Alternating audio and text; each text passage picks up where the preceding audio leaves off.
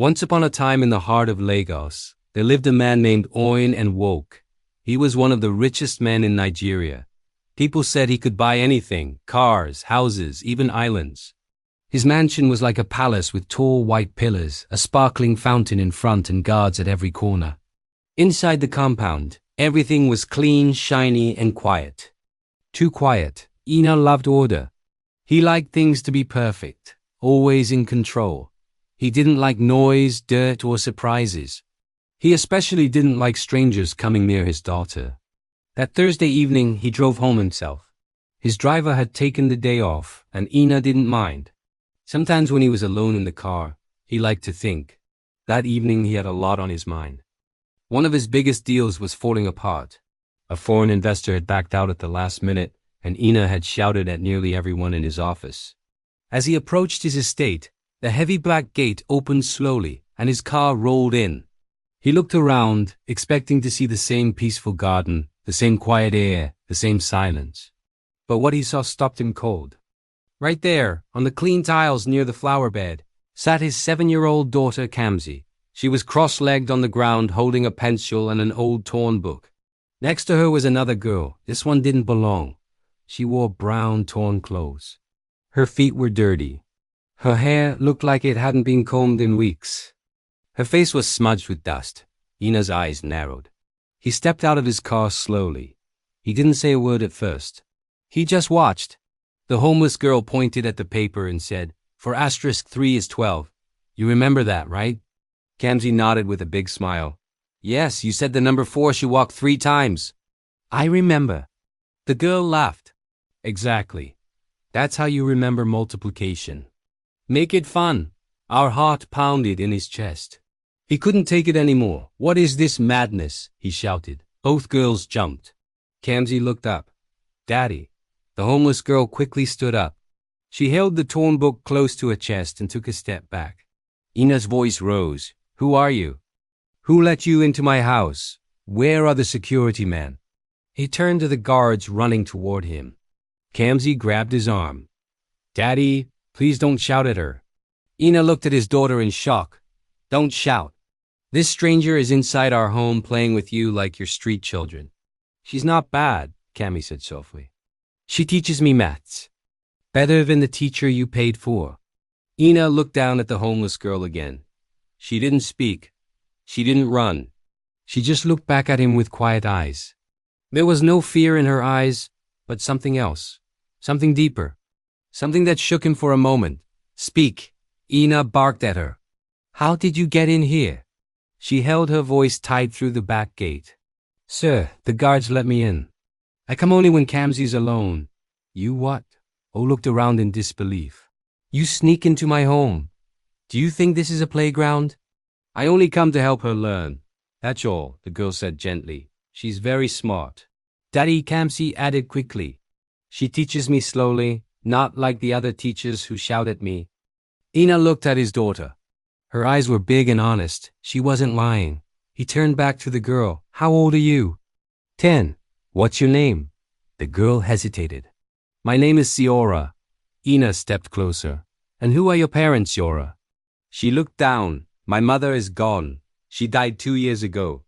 "I don't know my father." Something inside Ina's chest moved slightly, but he forced his face to stay hard. He pointed to the guards. "I want her out now, and if she ever comes back, Daddy..." "No," Kamsi shouted, her voice cracking. "She's my friend. There are rules, Kamsi." Ina snapped.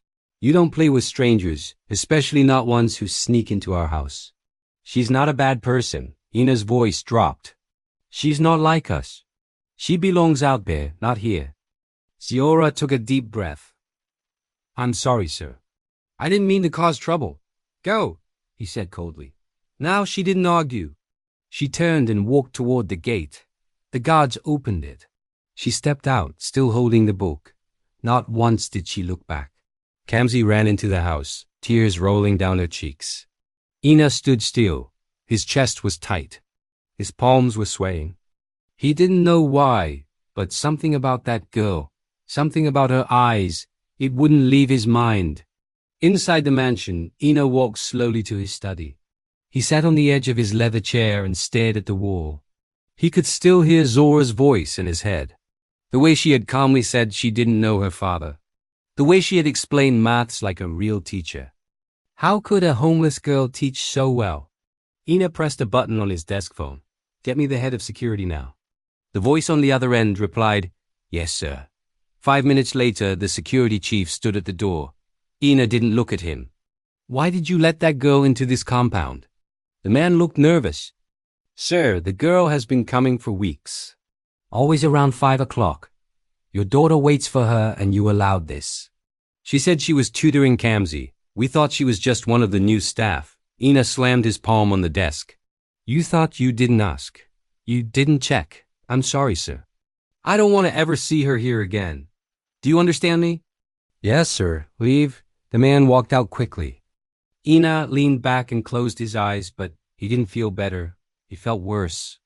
The face of that girl, her eyes, something about her felt familiar. And her name, Giora. He'd never heard it before, but somehow it echoed deep inside his memory. He shook the thought away. At dinner, Kamsi didn't eat. She just pushed her food around the plate. Her mother, a marker, noticed, What's wrong, baby? Don't you like the rice? Kamsi didn't answer. Ina cleared his throat. She's upset because I sent her friend away. Amaka looked surprised. What friend? A homeless girl? A stranger teaching her outside our gate. She's not just a stranger. Kamsi shouted suddenly. She's my teacher and my best friend. Kamsi, her mother warned. But the girl stood up. You didn't even ask why she came. You just shouted at her like she was trash. Ina looked at his daughter. You don't speak to me like that. I won't speak at all then. Kamsi muttered and ran upstairs. Amaka looked at her husband. Ina, who was that girl? Ina rubbed his forehead. I don't know. Just a girl from the street, but she won't come back again. Amaka was quiet. Maybe you should find out who she is. She's no one. Are you sure? Ina didn't answer because, truthfully, he wasn't sure. That night he couldn't sleep. He lay in bed, eyes open, staring at the ceiling. He kept seeing her face, her voice, her eyes, and that strange, sharp feeling in his chest wouldn't go away, like he had seen her somewhere before, or someone like her. And deep down, a part of him was scared to find out the truth. The next morning, the mansion was quiet, too quiet. Normally, little Kamsi would be running around the house in her pink slippers, singing one of her school songs or asking the chef for pancakes. But that morning, she didn't even come down for breakfast. Ina sat at the long dining table dressed in a fresh suit. The golden chandelier above him sparkled like always, and the white plates were neatly arranged beside the silver cutlery. But none of that mattered to him right now. He looked at the untouched chair across from him, Kamsi's chair. She's still upstairs, Amaka said softly as she poured tea into her cup. Ina didn't respond. He slowly stirred his tea without drinking it. You upset her last night, Amaka added, trying not to sound like she was blaming him. She get over it, Oe muttered. She's a child, Ina, Amaka replied. Her heart is soft. I was protecting her, he said, his voice a little sharper now. That girl had no right to be here. This is not a public school or a community center. It's our home. Amaka looked up. But did you see how much Kamsi loved learning from her? Ina dropped his spoon on the saucer with a loud clang.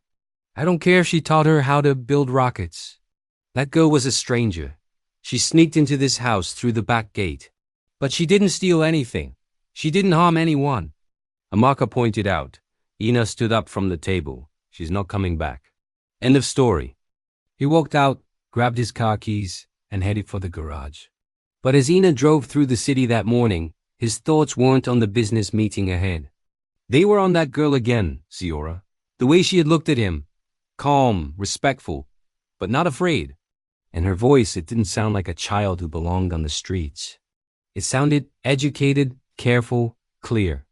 He tried to push the thought out of his mind.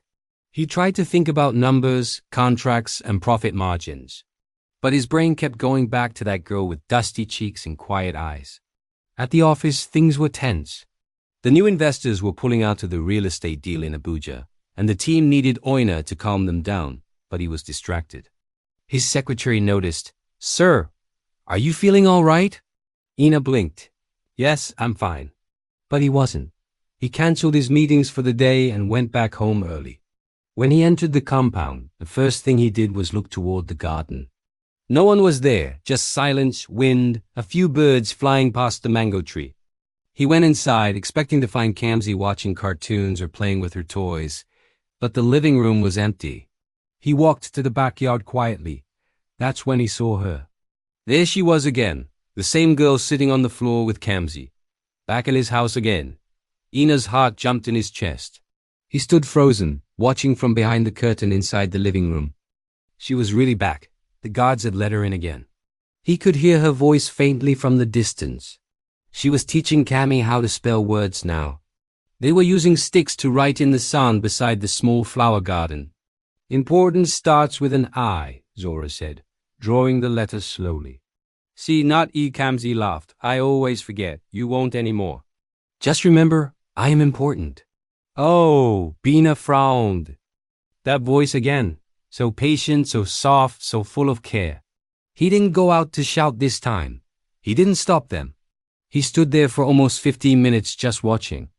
And the strangest thing happened. He smiled only for a second, but it was there. Later that evening, after dinner, Oina called his security chief again. The same man from yesterday.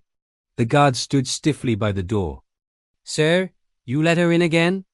Obina said, voice low and calm this time. Yes, sir. Even after I said not to, the guard cleared his throat. She begged. She said Kamsi needed help with her homework. She said it would be quick. Ina leaned forward in his chair. Do you understand how dangerous this is? She's just a girl, sir. That's what makes it worse. Ina snapped. You don't know who sent her. What if she's being used to spy on us? What if she's part of a scam? She has never done anything wrong. Ina paused. What do you know about her? Only that she comes in peace. She never asks for money. She doesn't eat. She only brings her notebook and leaves quietly.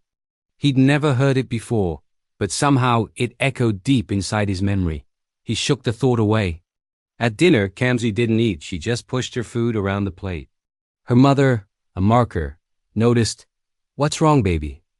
Don't you like the rice? Kamsi didn't answer. Ina cleared his throat. She's upset because I sent her friend away. Amaka looked surprised. What friend? A homeless girl? A stranger teaching her outside our gate. She's not just a stranger. Kamsi shouted suddenly. She's my teacher and my best friend. Kamsi, her mother warned. But the girl stood up. You didn't even ask why she came. You just shouted at her like she was trash. Ina looked at his daughter. You don't speak to me like that. I won't speak at all then. Kamsi muttered and ran upstairs. Amaka looked at her husband. Ina, who was that girl? Ina rubbed his forehead. I don't know. Just a girl from the street, but she won't come back again. Amaka was quiet. Maybe you should find out who she is. She's no one. Are you sure? Ina didn't answer because truthfully, he wasn't sure. That night he couldn't sleep. He lay in bed, eyes open, staring at the ceiling. He kept seeing her face, her voice, her eyes, and that strange, sharp feeling in his chest wouldn't go away, like he had seen her somewhere before, or someone like her. And deep down, a part of him was scared to find out the truth. The next morning, the mansion was quiet, too quiet. Normally, little Kamsi would be running around the house in her pink slippers, singing one of her school songs or asking the chef for pancakes. But that morning, she didn't even come down for breakfast. Ina sat at the long dining table dressed in a fresh suit. The golden chandelier above him sparkled like always, and the white plates were neatly arranged beside the silver cutlery. But none of that mattered to him right now. He looked at the untouched chair across from him, Kamsa's chair. She's still upstairs, Amaka said softly as she poured tea into her cup. Ina didn't respond. He slowly stirred his tea without drinking it. You upset her last night, Amaka added, trying not to sound like she was blaming him. She get over it, Oe muttered. She's a child, Ina, Amaka replied. Her heart is soft. I was protecting her, he said, his voice a little sharper now. That girl had no right to be here. This is not a public school or a community center. It's our home. Amaka looked up. But did you see how much Kamsi loved learning from her? Ina dropped his spoon on the saucer with a loud clang. I don't care if she taught her how to build rockets. That girl was a stranger. She sneaked into this house through the back gate. But she didn't steal anything. She didn't harm anyone. Amaka pointed out. Ina stood up from the table. She's not coming back. End of story. He walked out, grabbed his car keys, and headed for the garage. But as Ina drove through the city that morning, his thoughts weren't on the business meeting ahead. They were on that girl again, Ziora. The way she had looked at him. Calm, respectful, but not afraid. And her voice, it didn't sound like a child who belonged on the streets. It sounded educated, careful, clear. He tried to push the thought out of his mind. He tried to think about numbers, contracts, and profit margins. But his brain kept going back to that girl with dusty cheeks and quiet eyes. At the office, things were tense. The new investors were pulling out of the real estate deal in Abuja, and the team needed Oina to calm them down, but he was distracted. His secretary noticed, Sir, are you feeling all right? Ina blinked. Yes, I'm fine. But he wasn't. He cancelled his meetings for the day and went back home early. When he entered the compound, the first thing he did was look toward the garden. No one was there, just silence, wind, a few birds flying past the mango tree. He went inside, expecting to find Kamsi watching cartoons or playing with her toys, but the living room was empty. He walked to the backyard quietly. That's when he saw her. There she was again, the same girl sitting on the floor with Kamsi. Back in his house again. Ina's heart jumped in his chest. He stood frozen, watching from behind the curtain inside the living room. She was really back. The guards had let her in again. He could hear her voice faintly from the distance. She was teaching Cammy how to spell words now. They were using sticks to write in the sand beside the small flower garden. Importance starts with an I, Zora said, drawing the letter slowly. See, not E, Kamsi laughed. I always forget. You won't anymore. Just remember, I am important. Oh, Bina frowned. That voice again. So patient, so soft, so full of care. He didn't go out to shout this time. He didn't stop them. He stood there for almost 15 minutes just watching. And the strangest thing happened. He smiled only for a second, but it was there. Later that evening, after dinner, Oina called his security chief again. The same man from yesterday. The guard stood stiffly by the door.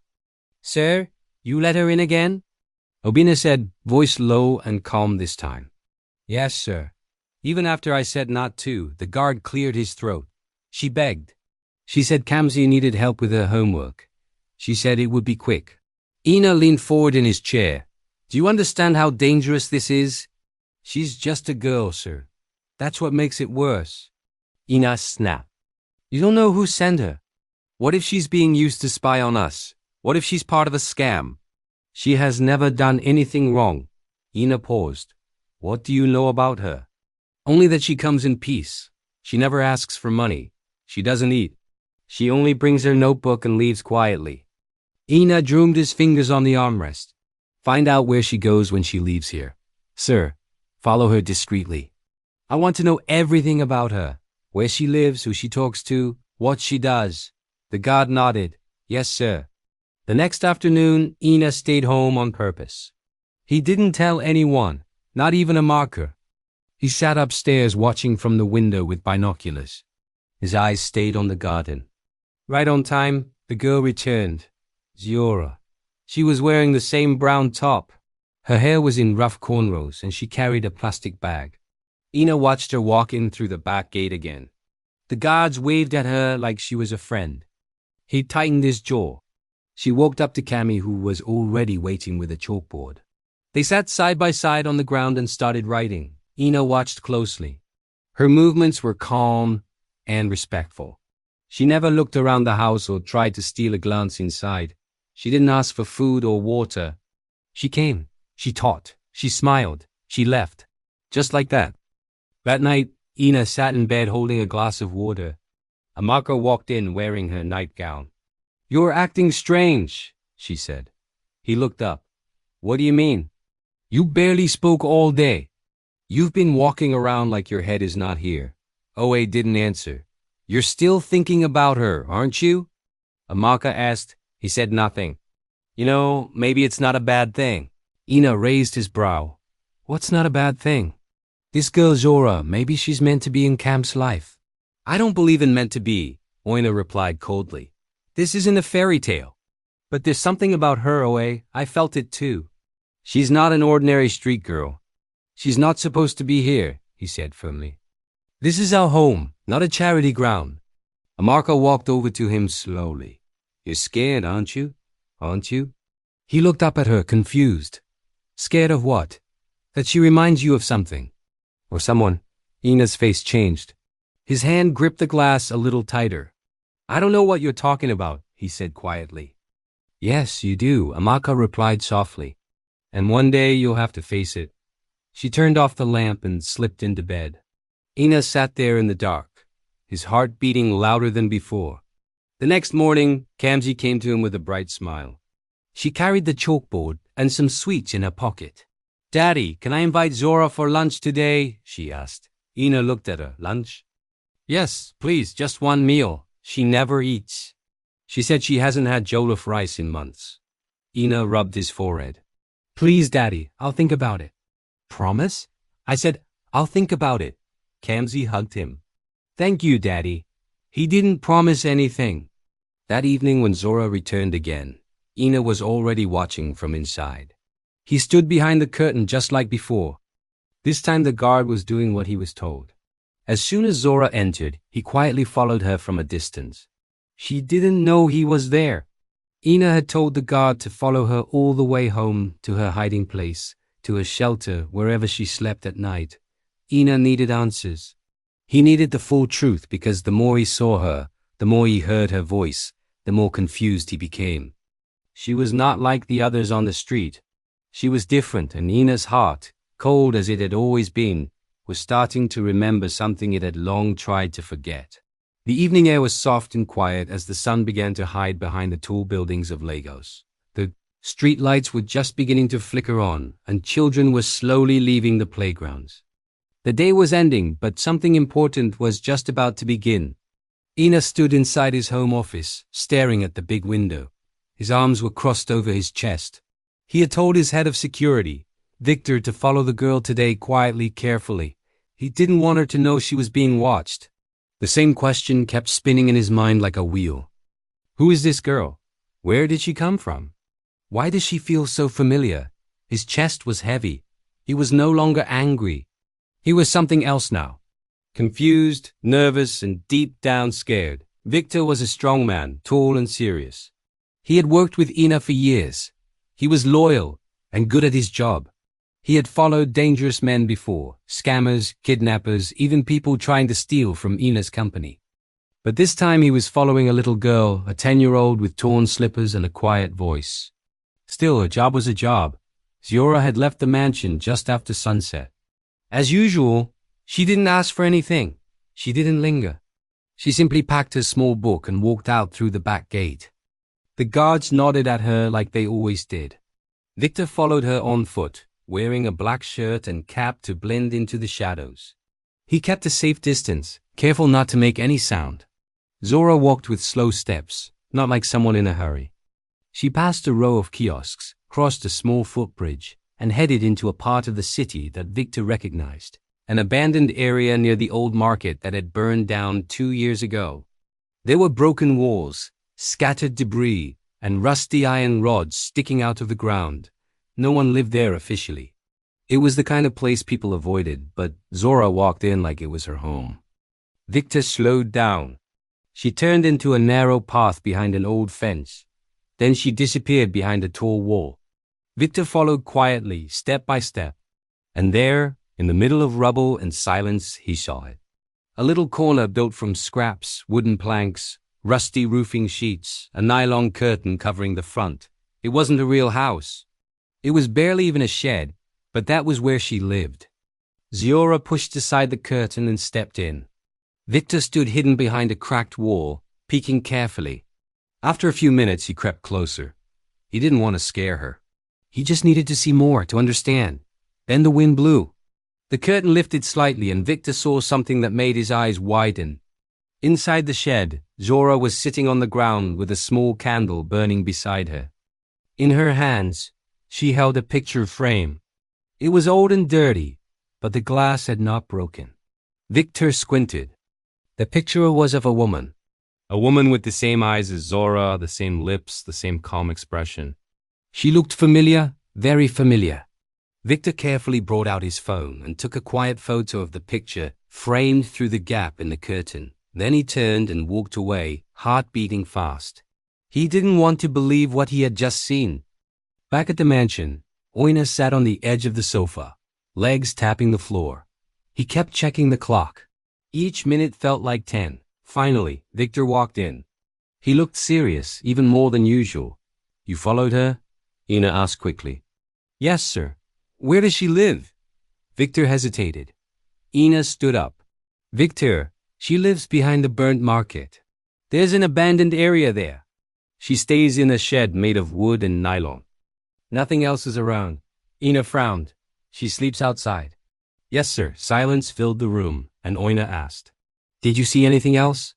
Victor reached into his pocket and brought out his phone. Yes, sir. I took this. He handed the phone to Ina. Ina looked at the screen. His hands began to shake. His breath stopped for a second. He dropped into the chair like his knees had given way. The woman in the picture, it wasn't just familiar. It was her, Ada. His Ada. The girl he once loved. The girl he left behind. Ina couldn't speak. He stared at the phone like it had slapped him. Victor stood quietly, unsure of what was going on. Sir, he asked. Obina slowly lifted his eyes. They were red now. Where exactly did you say she lives? Victor told him. Ina nodded slowly. You can go. Are you okay, sir? Just go. Victor left the room. Ina sat there, gripping the phone with both hands. The memory hit him like thunder. It was over 10 years ago. Aoi had just finished university. He was young, full of big dreams and hungry for success. That was when he met Ada. She was gentle, smart, and full of life. She wanted to be a teacher. They loved each other deeply. At least that's what it felt like at the time. But when Ina got a chance to travel abroad and build a new life, everything changed. He told Ada he would return. He promised to call, but he never did. He got caught up in work and money, in the chase for success. Her messages became fewer. Eventually, he blocked her out completely. He told himself she'd be fine, but she wasn't. Now, staring at the picture of her in the hands of a homeless child, Ina felt something crack inside him. What if? No, it couldn't be. But what if it was true? What if that girl was his daughter? He stood up, walked to the window, and stared out into the dark night. Everything he had built, his mansion, his cars, his bank accounts, felt useless in that moment. A little girl was sleeping in a broken shelter, holding on to the picture of a woman he once loved. And that girl might be his. Ina placed the phone on the table. He couldn't think straight. His mind was racing. He needed answers, real answers. But there was only one way to get them. He had to ask her. The next morning, Ina didn't go to work. He waited. He waited for Zora to return to his compound. He told the guards not to stop her.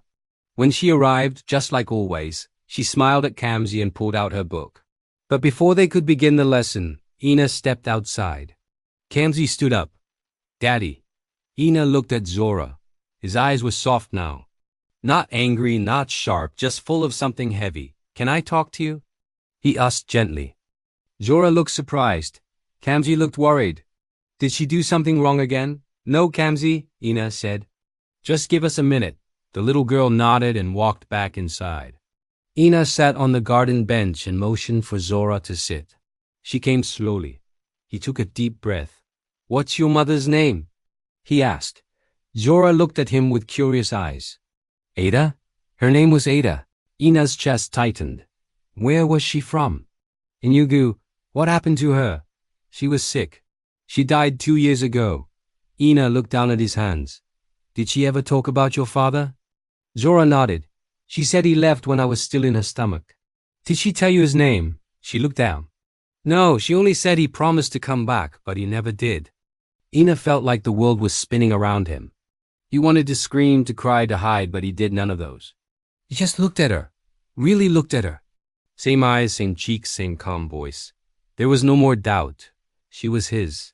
Ina sat on the garden bench beside the girl who might be his daughter, but his mind was no longer in the garden.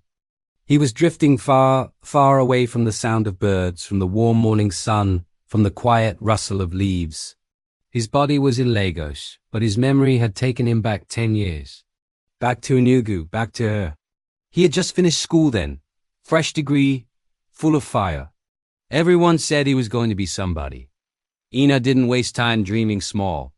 He wanted money, cars, a big name. But before all that, there was Ada. She worked at a little bookshop not far from the student lodge. The first time he saw her, she was arranging novels in neat rows. She wore a plain blue dress. Her hair was packed in a simple bun. She didn't even see him at first. He just stood at the entrance staring. "Excuse me," she said, without looking up. "Do you want something?" He stepped closer, still smiling. "Yes, your number." She looked up, surprised, then rolled her eyes. "You think you're the first one to say that today?" "I hope I'm the last," Ina replied. She laughed. It was small, quiet, but beautiful. That laugh stayed with him for weeks. Soon, he became a regular, buying books he didn't read, asking silly questions just to hear her talk, bringing her snacks, walking her home. Before long, they were a pair. Everyone in the area knew Ina and Ada were in love. They talked about the future all the time.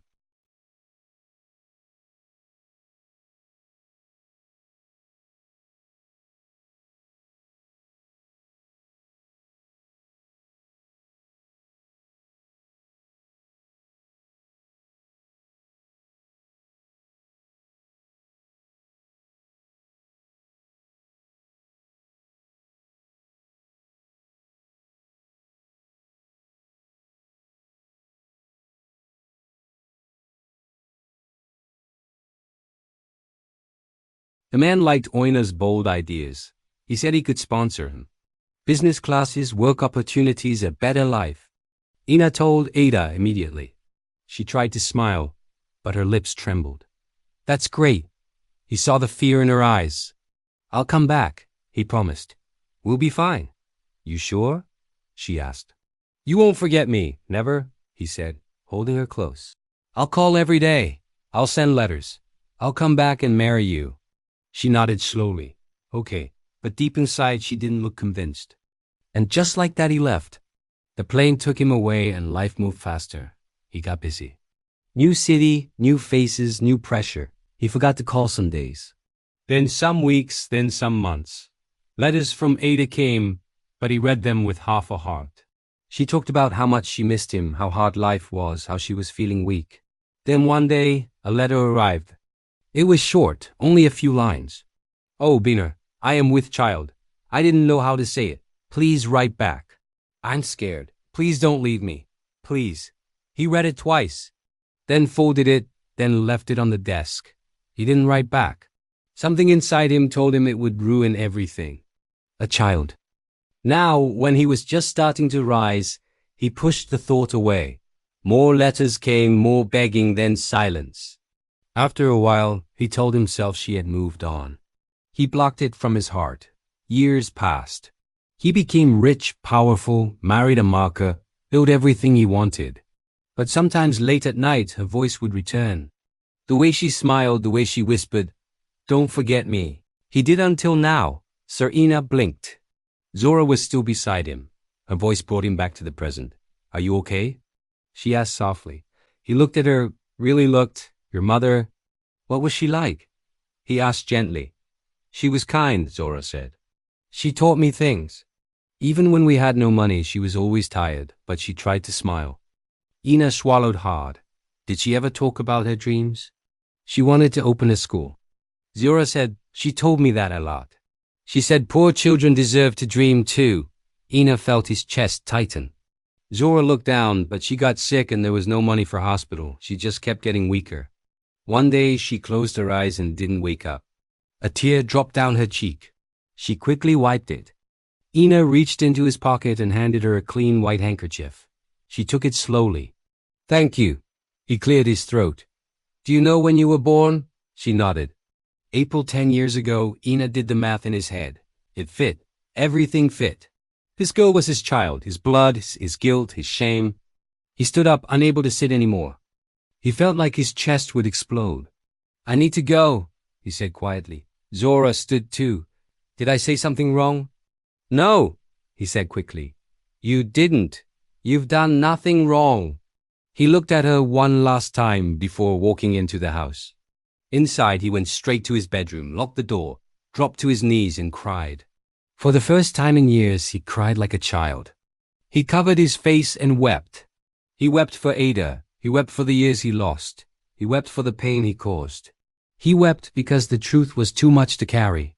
A billionaire, a father, a coward. An hour later, Amaka knocked on the door. Oh, Ba! No answer. She tried the knob. It was locked. Please open the door. He didn't move. Talk to me, she begged. You're scaring me. Slowly, he stood up, wiped his eyes, and opened the door. Amaka stepped in and gasped when she saw his face. His eyes were red. His shirt was wet. What happened? She asked. Ina sat on the edge of the bed and looked at her. I found out who she is, he said. Who? Ziora. Amaka blinked. You know her family? Ina nodded slowly. She's my family. What do you mean? She's my daughter, he whispered. My daughter with Amaka froze. He nodded again. Amaka covered her mouth with her hand. You told me she was just a friend from the past. She was more than that, he said. She was everything before I left. Silence, heavy, painful. Amaka sat down beside him. She died, she asked. Yes, he said 2 years ago. Left Zora alone. She's been on the streets since then. Amaka looked down. Oh my God. I didn't reply her letters. I ignored her calls. I didn't believe she was really pregnant. I was scared. And now the child I left behind is the one teaching my daughter how to count, he said. While I sit in this big house acting like I'm in control. Amaka didn't speak for a long time. Then she finally said, What are you going to do? Ina looked up, eyes heavy. I don't know, he said honestly. But I have to start by saying sorry. The sun had just begun to rise the next morning, but Oe was already awake. He had not slept at all. His eyes were red. His face looked older. He sat quietly on the edge of the bed, staring at the floor. The air in the room felt heavy. Amaka lay beside him, silent too. Neither of them had spoken much since the truth came out the night before. There were no more arguments, no shouting, just silence. Ina placed both hands on his knees and sighed. I don't know how to face her, he whispered. Amaka opened her eyes slowly. You have to. She doesn't know I'm her father. She just thinks I'm some angry rich man. Then tell her the truth, Amaka said before it's too late. Ina didn't move. His voice was soft. I don't know where to start. Later that morning, Kamsi ran into the living room with excitement. Daddy, she's here. Ina looked up from the couch. Who? Ziora, she's back. She brought more books. She said she's teaching me how to spell bigger words today. Ina stood slowly. His heart began to pound. Daddy, Cam looked at him. Can she eat lunch with us today, please? Ina nodded. She can. Kamsi clapped. Yay! She stay after the lesson, he said. I want to talk to her. From the window, Ina watched as Zora and Kamsi sat under the mango tree again. Zora had drawn a big circle on the sand. She was using small stones to explain how vowels and consonants worked. Ina didn't interrupt. He just stood there and listened. Every word from her mouth reminded him of Ada. The way she explained, the patience in her tone, the calm strength in her voice. He couldn't wait any longer. He walked outside slowly. Ziora looked up and saw him. She stood quickly. Kamsi smiled. Daddy, come and see. We're learning spellings with stones. Ina nodded. You're doing well, my dear. Can I talk to your friend for a moment? Kamsi looked confused again, just for a short time. Ziora stood up and followed Ina to the other side of the garden. They sat on a small bench beside the fence. Ina looked straight ahead, trying to find the words. Ziora, he said slowly. I want to ask you something important. She looked at him waiting. Do you remember ever seeing a picture of your father? She shook her head. No, sir. My mother didn't have any photo of him. Did she ever say his name? No, nothing at all. She used to say he left to chase a big life. She never blamed him, no. She said maybe he was scared. Ina's heart broke again. Ziora smiled a little. She always said, one day he might come back, and if he doesn't, you'll still be strong on your own. Ina nodded slowly. What is it, sir? Ziora asked. Why are you asking all this? Ina sighed. Because I think I might be that man. Her smile disappeared. What? I knew your mother a long time ago. He said, we were very close before I left for abroad. She told me she was pregnant, but I didn't reply. I was scared. I thought I could ignore it and move on with my life. Ziora looked away, her eyes filling with tears. I didn't know what happened after that, he continued. I thought maybe she moved on, maybe it wasn't true. But now, seeing you, everything she said in those letters is coming back. Ziora stood up slowly. Her voice shook. You think you're my father? Oh nodded. Yes, she looked down at the ground. Why now? Why are you saying this now? I didn't know you were still out there, he said. Until I saw you teaching my daughter. Ziora took a deep breath. So all these weeks you've been watching me. But you didn't say anything. I was scared again, he admitted. But I can't run anymore. Ziora folded her arms. What do you want from me? Ina shook his head. Nothing. I just want the truth. And if you'll let me, I want to do a DNA test. Zora didn't speak. She looked like she had been hit by a heavy wave. You don't have to say yes right now, Oe added. But if it's true, if I really am your father, I want to fix what I broke. Ziora finally nodded. Okay. 2 days later, Ina arranged for a private test at a hospital in Ikoi. He didn't tell anyone except the marker. He sent a car to pick Zora. She came quietly holding her plastic bag and wearing her same old slippers. She looked nervous but calm. They took the samples, blood, cheek swabs. The doctor said the results would take a few days. Ziora didn't speak much on the drive back. Ina offered her food, but she refused. He understood. When they got back to the mansion, Kamzi ran out to hug her. Where did you go? She asked. I had to help your dad with something. Ziora replied with a weak smile. Don't go again, please, Kamzi said. I miss you when you're not here. Zora knelt and hugged her tightly. I'll stay. Ina watched the two girls and felt a tightness in his chest again. He had been living in a big house with high walls and expensive things. But this child was carrying a heart full of pain and strength and maybe blood of his blood.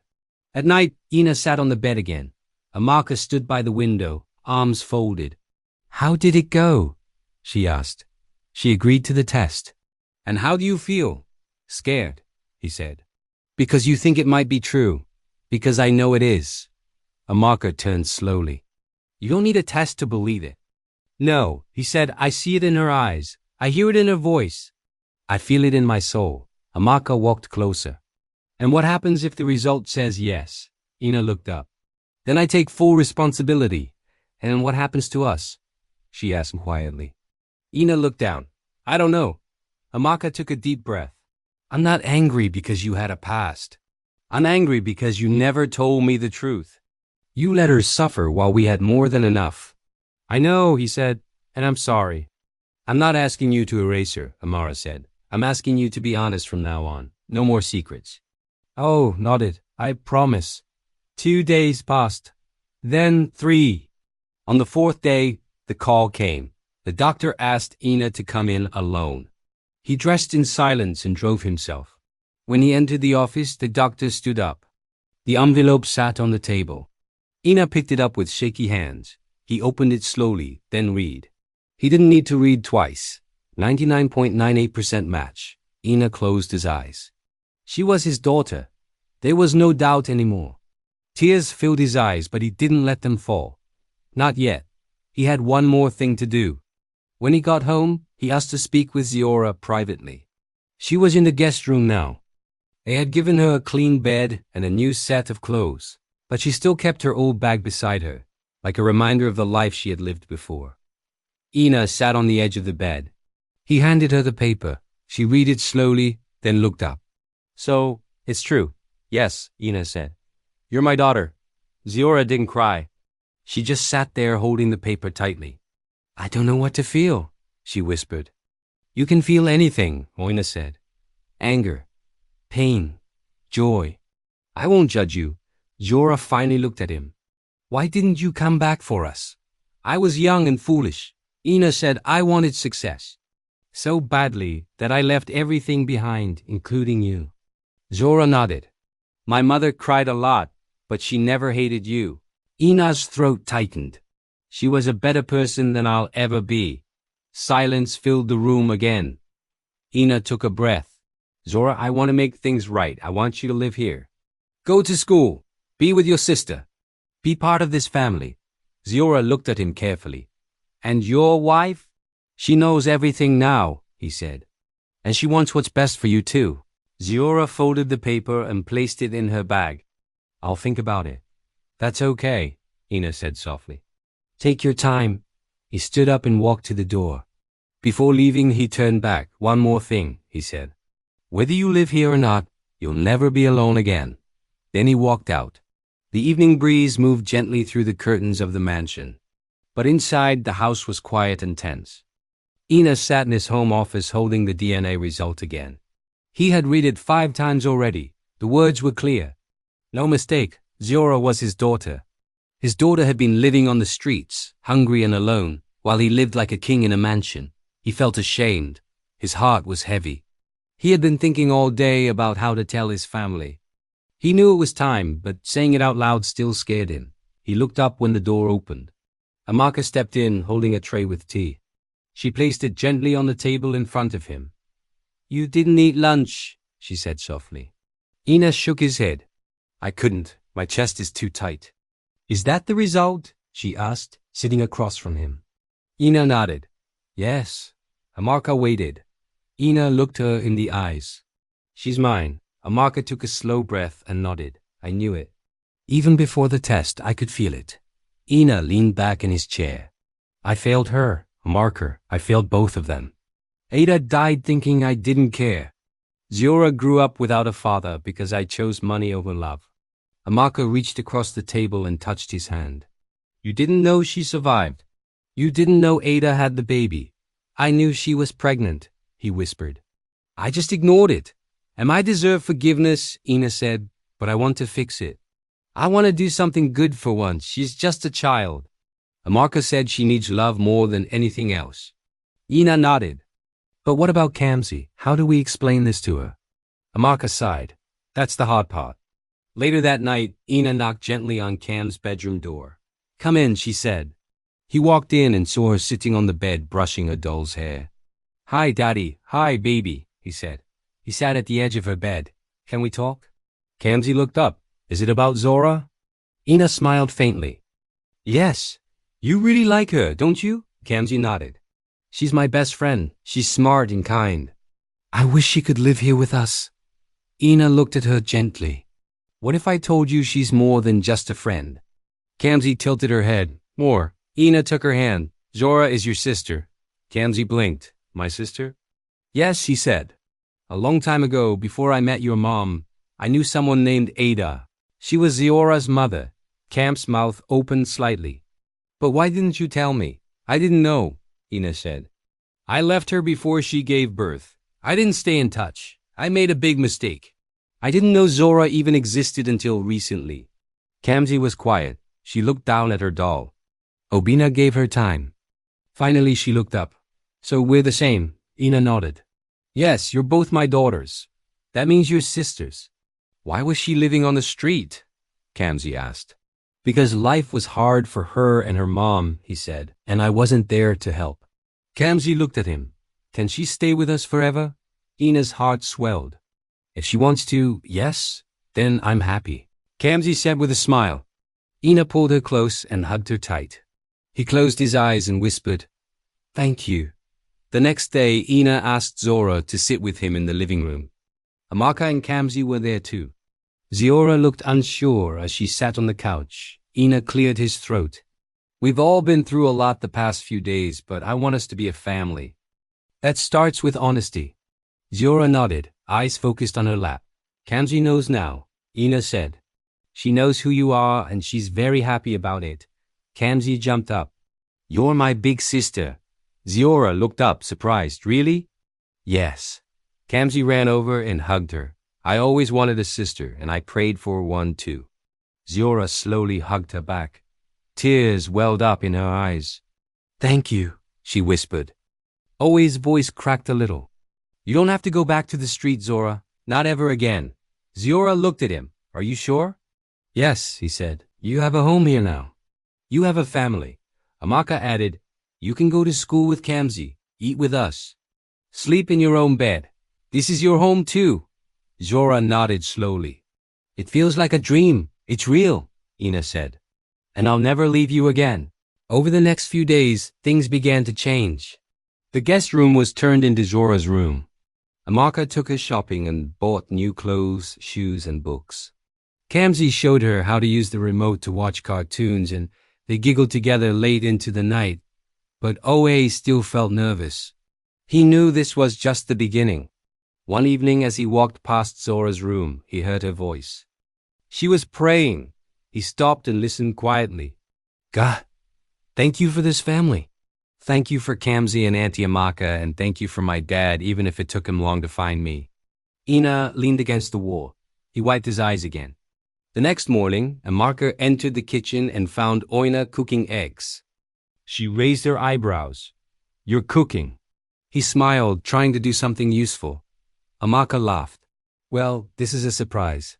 He turned and faced her. I want to do more. I want to be present, not just provide things.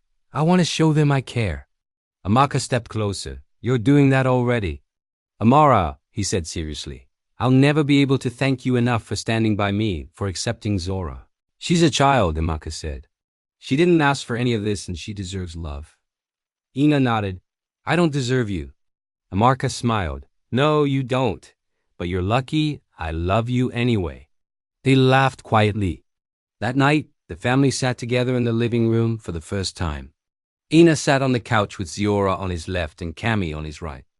Amaka brought popcorn and they all watched a movie together. At one point, Kamzi rested her head on Ina's shoulder.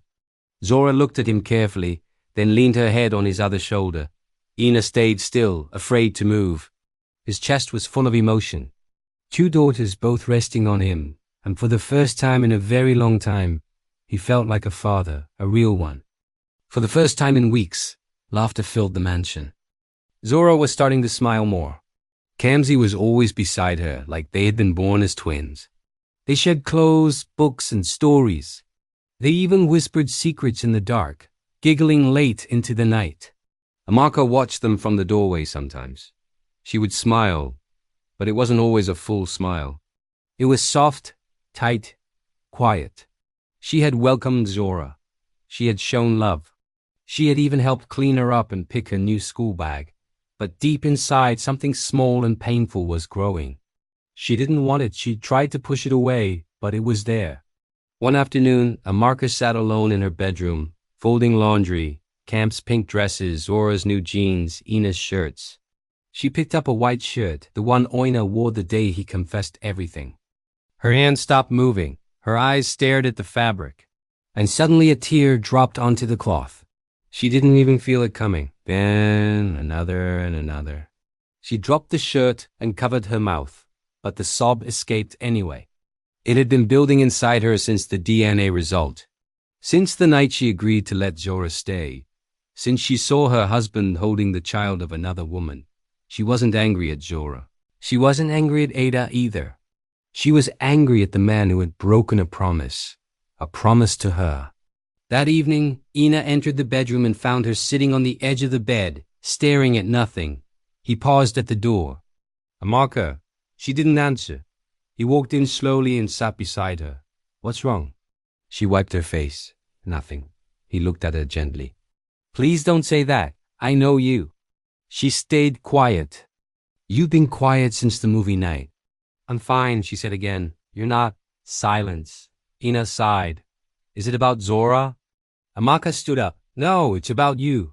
He looked up. You hid her from me, Ina. You hid the letters, the truth, everything. I didn't know she was alive. That's not the point. Amaka snapped. You never told me about Ada. You made me believe she was just someone from school. You never said you left a girl behind who was carrying your child. Ina stood too. I was ashamed.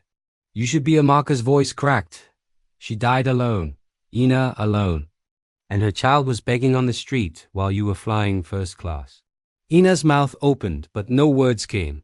Amaka shook her head. I stood by you through everything. I gave you my heart, my youth, my life. And now I have to watch my husband cry for another woman's child. She's not just another woman's child, Oina said, his voice low. She's mine. And what about me? Air asked. Where do I fit into this new family? Oe stepped closer. You are my wife. I feel like a stranger in my own home, she whispered. Ina reached for her hand. Please don't say that. Amaka pulled away. I need space. The next day, Amaka didn't come down for breakfast. Kamsi noticed first. Where's mommy? She asked. Oina forced a smile. She's just resting. Ziora lowered her spoon. Did I do something wrong? No, Ina said quickly. This is not your fault. Ziora nodded slowly, but her eyes stayed on her food. After breakfast, Ina climbed the stairs quietly and knocked on the bedroom door. No answer. He knocked again. Amaka, please. The door opened slowly. She stood there, eyes puffy. She had clearly been crying again. Can we talk? He asked. She stepped aside. He walked in. I don't want to fight, he said. Then stop making me feel like I don't belong here anymore. Ina sat on the bed. That's not true. It is, Amaka said. Every time I walk into a room now, I feel like I'm standing in the past. Your past. I'm trying to build the future. He said. With who? Me or her? Ina stood. She's a child. She didn't ask for this. I know, Amaka said. And I care about her, but I also have the right to be hurt. Ina nodded. You do. I gave you everything, Obena, and now I feel like second place. You're not, he said quickly. You're my wife, my partner, my everything. Then prove it. How? Amaka wiped her face. Don't just fix things with Zora, fix us too. Ina nodded slowly. I will, I promise. Meanwhile, downstairs, Kamsi and Zora sat on the floor drawing. Do you think our parents are fighting? Ziora asked. Kamsi looked up. They're just talking. But what if she wants me to go? She doesn't, Kamsi said quickly. She loves you. She doesn't show it. She's just confused, Kamsi said. Mommy needs time. Zora looked down. Maybe I should leave. No, Kami shouted. You're not going anywhere. Ziora blinked. You're my sister now, Kamsi said. You belong here. Ziora smiled softly. That evening, Amaka called Zora to the kitchen. The girl came in slowly, unsure. Sit, Amaka said. Zora sat at the table, hands in her lap. Amaka placed a plate of jollof rice and plantain in front of her. I cooked this for you. Ziora looked up, surprised. Really? Yes, Amaka said. I want us to talk. Ziora nodded. I'm sorry if I've been cold, Em said. I was shocked, hurt, but that's not your fault. I understand, Zora said. You don't have to pretend. I'm not pretending. Em said, I just needed time, but you're a good girl and I can see that. You've brought happiness to Kamsi and even to your father. Ziora wiped a tear. Thank you. Amaka smiled. You deserve love, Ziora, and from now on, I'll try my best to give it. Ziora stood and hugged her. Amaka held her tight. Later that night, Oina walked into the living room and saw Amaka sitting with the girls. They were playing a board game. He stopped at the door and watched them laugh. Zora looked up and smiled at him. He smiled back. Amaka smiled too. For the first time in days, the house felt whole again. The dining table had never looked this beautiful before. White tablecloth, golden plates, soft lights above. The whole mansion had been cleaned and decorated like there was a party coming. And there was not a birthday, not a business dinner. This one was different. Ina stood at the edge of the living room, watching the staff move around quietly, placing dishes on the long table. Grilled chicken, fried rice, moi, scented candles, glasses lined up neatly. Everything looked perfect. But it wasn't for the food. Tonight, it was for family. Real family. Earlier that morning, Ina had walked into the kitchen and told Amaka, I want us to have a family dinner tonight. Just the four of us. No guests, no phones, just us. Amaka raised her brow. For what? I want to say a few things out loud, not in private. In front of everyone. Amaka paused, then nodded. Okay, I'll handle it. Thank you, Ina said. By 7:00 p.m., Everything was ready. Amarka wore a soft blue gown and had her hair tied up. She looked calm and strong. Kamsi wore her favorite pink dress, skipping into the dining room with excitement. I'm so hungry. Zora walked in behind her wearing a green gown Amarka had picked for her. Her hair had been made into neat cornrows that morning. She looked unsure, like she wasn't used to this kind of attention. Ina stood as they all sat down. He looked at his wife, then at his daughters. He cleared his throat. There's something I want to say before we eat. The room went quiet. Ina turned to Ziora. I know I've said this before, but tonight I want to say it again properly. Ziora looked up slowly. I'm sorry, Ina said, for everything. For the years you lived without me. For the nights you cried alone. For the meals you skipped. For all the pain. Ziora's eyes filled with tears. Ina turned to Kamsi. I'm sorry to you too, Kamsi, for keeping a part of your life hidden. For not being the kind of father who tells the full truth. Kamsi nodded slowly. Faced Amarka. His voice shook a little.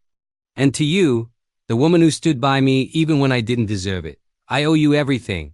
Amarka's eyes glistened. You didn't sign up for this, he said. But you chose to love through it. I will never forget that. Silence filled the room. Then Oina stood up, slowly walked over to Ziora, and knelt in front of her. Everyone gasped. Even the staff at the corner paused. Ina placed his hand on her shoulder. I wasn't there when you were born. I wasn't there on your first day of school. I wasn't there when your mom died, but I'm here now, and I will never leave again. I promise. Ziora tried to speak, but she couldn't. Ina reached into his pocket and brought out a small box. Inside was a gold necklace, not expensive, not flashy, but simple, and on it, a small pendant shaped like a star. He opened it and said, This belonged to my mother. She gave it to me when I was young. I kept it all these years. I want you to have it now. He gently placed it around her neck. Zora looked down at it, then back at him. Her lips trembled. Thank you. Ina hugged her tightly. Kamsi stood up and joined the hug. Group hug. Everyone laughed through tears.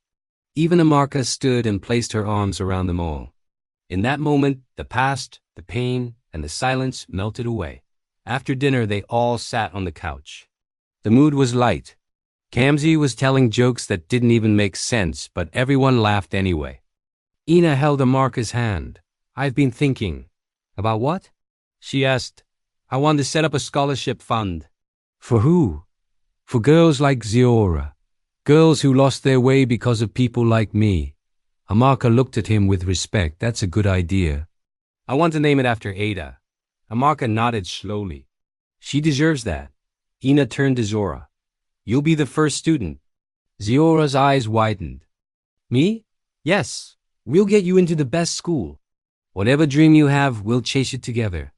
Zora looked at Kamsi. Kamsi grinned. You're stuck with us now. They all laughed again. That night, Ina stood alone in the garden. He looked up at the stars. One star shined brighter than the others. He smiled. Ada, he whispered. I found her. I found our child. I will never let her go again. A soft breeze brushed across his face like a reply.